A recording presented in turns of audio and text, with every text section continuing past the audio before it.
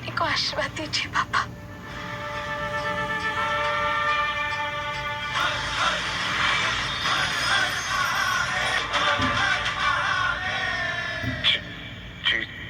जीती जो। दिव्या के पापा दिव्या को आशीर्वाद देते हैं और कहते हैं कि सदा सौभाग्य रहो बेटी। और दिव्या शोक हो जाती है। दिव्या बहुत रोती है और मंदिर में आती है। महाकाल के सामने खड़े होकर कहती है कि महाकाल पापा हमारे बारे में सब कुछ जानते हैं कि करण मोहिनी ने हमारे परिवार को हमसे छीन लिया है, फिर भी पापा ने हमें सौभाग्यवती होने का आशीर्वाद दिया। दिव्या सोचती है ये पापा की आत्मा की आवाज़ थी, पर ऐसा नहीं हो सकता। और सोचती है ज़रूर पापा हमें कुछ बताना चाहते थे। बाबा से कहती है कि बाबा क्या छुपाया हमारे पापा के आशीर्वाद के पीछे। दिव्या कहती है कुछ तो रास्ता बताएं महाकाल। बाबा कहते हैं मैं अभी अपने ग्रंथ में देख के बताता हूँ क्या इशारा करता है आपके पापा का आशीर्वाद। और बाबा जब कहते हैं कि दिव्या तुम्हारे पापा ये बताना चाहते हैं कि तुम स्वर मोहिनी की शक्तियाँ प्राप्त करो और करण मोहिनी का अंत करो, इसी काली शक्तियों का विनाश करो, और इशारा करता है आपके पापा का आशीर्वाद।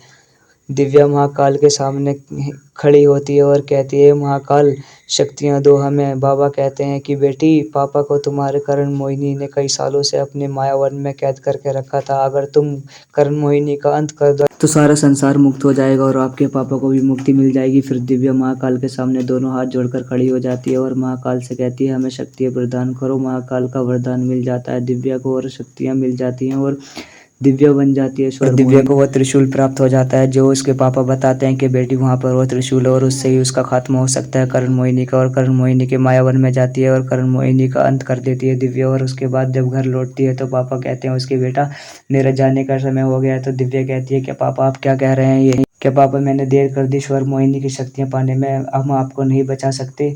दिव्या के पापा कहते हैं कि बेटी तूने केवल मुझे ही नहीं पूरे संसार को बचाया। करण मोहिनी का अंत करके तुम्हारी माँ जहाँ भी होगी बहुत खुश होगी और आपको देख रही होगी।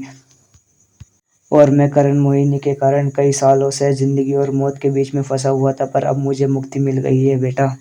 और दिव्या के पापा कहते हैं कि तुम अपना पुत्र धर्म निभाओ और मुझे तर्पण दो। दिव्या कहती है ये कैसी परंपरा है, मैंने करण मोहिनी को हराकर भी मैं हार गई हूँ, क्योंकि मैंने करण मोहिनी का अंत तो कर दिया है पर मैंने अपने को खो दिया और आप भी मुझे छोड़कर जाने की कह रहे हैं। दिव्या कहती है कि मेरे जीने का कोई मतलब नहीं है, मैं किसके लिए जीऊँगी।